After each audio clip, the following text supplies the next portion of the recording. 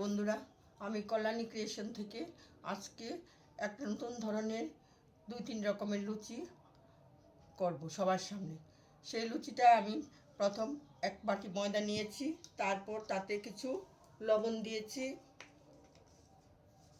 Half চামচ লবণ দিয়েছি, তারপর কিছুটা সাদা তেল, আন্দাজ মতো কিছুটা সাদা তেল দিয়ে দিলাম,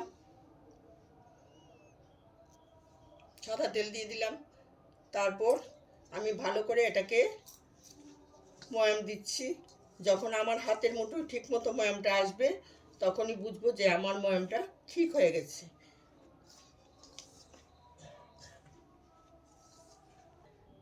কিছুটা বিট আমি আগে থেকে মিক্সিতে পেস্ট করে নিয়েছি। এখন কিছুটা ময়দা আলাদা করে নিয়েছি, তাতে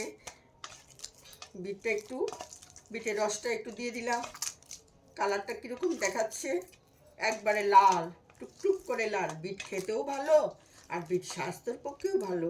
বাচ্চারা তো বিট খেতে খুবই ভালোবাসে। বিটের চপ, বিটের লুচি করে দিলে বাচ্চারা খেয়ে নেবে। তাই আমি বন্ধুদের বলছি যে এখন আমি বিটটাকে ভালো করে মিশিয়ে নিলাম।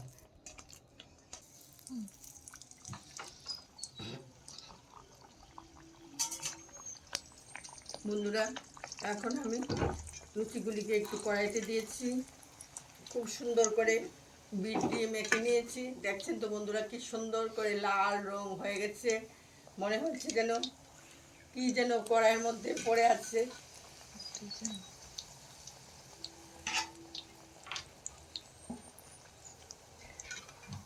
বিটের লুচি খেতেও ভালো, দেখতেও সুন্দর, আবার খেতেও স্বাস্থ্যের পক্ষে ভালো। বিট তো এমনিতেই স্বাস্থ্যের পক্ষে ভালো। লুচিগুলি কি সুন্দর ফুলে উঠছে, লাল লুচি। এখন আমি সুন্দর করে বিট দিয়ে যেই লুচিগুলি করেছি, এই লুচিগুলি আমার শেষ হয়ে গেছে। কি সুন্দর ফুলে উঠেছে লুচিগুলি, দেখতে খুবই সুন্দর। একটা আপনাদের সামনে আমি ছিঁড়ে দেখাচ্ছি, কত সুন্দর বিটের লুচি। বাচ্চারা খেয়ে নেবে তাড়াতাড়ি, পট করে। বিট না খেলেও তাদেরকে লুচি বানিয়ে দিলে, চপ বানিয়ে দিলে পট করে খেয়ে নেবে। আপনারাও খান, বাচ্চাদেরও খাওয়ান এই বিটের লুচি। শাক দিয়ে যে বলেছি যে লুচিগুলি তৈরি করব, সেই লুচিগুলি আবার পালং শাক দিয়ে তৈরি করছি। দেখতে খুব সুন্দর লাগছে, কিন্তু পালং শাকে প্রচুর ভিটামিন আছে। ভিটামিন সি, এ, বি সবই আছে পালং শাকে। সেই পালং শাকটা খুব ভালো, বাচ্চাদের পক্ষে ভালো, বড়দের পক্ষেও ভালো। খুব সুস্বাদু পালং শাক। শীতের দিনে পালং শাকটা প্রচুর পরিমাণে বাজারে পাওয়া যায়। আমরা পালং শাকটা বাজার থেকে কিনে এনে এটাতে কিছু সিম্পলে দিতে পারি, আবার বেগুন দিয়েও রান্না করতে পারি, আবার লুচিও খেতে পারি। যারা ভালো না বাসে শাক খেতে, তাদেরকে লুচি বানিয়ে খাওয়ালেও তারা পালং শাকের লুচিটা খেয়ে নেয়। বন্ধুরা, আমি যে বলেছিলাম পালং শাক দিয়ে লুচি করব, সেই পালং শাকের লুচিগুলি করা আমার শেষ হয়ে গেছে। এখন আমি মটরশুঁটি দিয়ে লুচিগুলি করে দেখাচ্ছি। বন্ধুরা, এখন মটরশুঁটির পুরিগুলি আমি খুব সুন্দর করে ভেজে নিচ্ছি। মটরশুঁটিটা খুব সুন্দর করে কড়াইতে ভালো করে তেল দিয়ে একটু হলুদ লবণ দিয়ে সুন্দর করে আগে ভেজে নিয়েছি। তারপর পুরিগুলি বেলে তারপর মটরশুঁটিটা ভিতরে দিয়ে সুন্দর করে পুর করে মটরশুঁটির পুরি করে নিচ্ছি।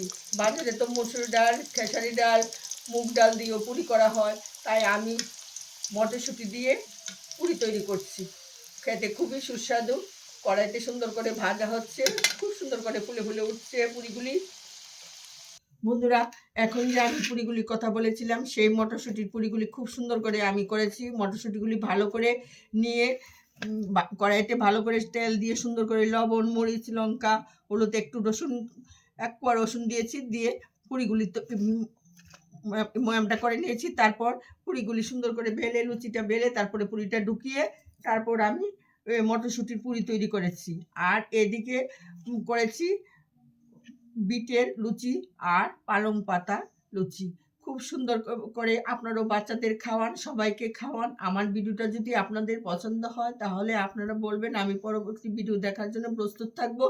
লাইক, শেয়ার এবং কমেন্ট করতে ভুলবেন না। Thank you.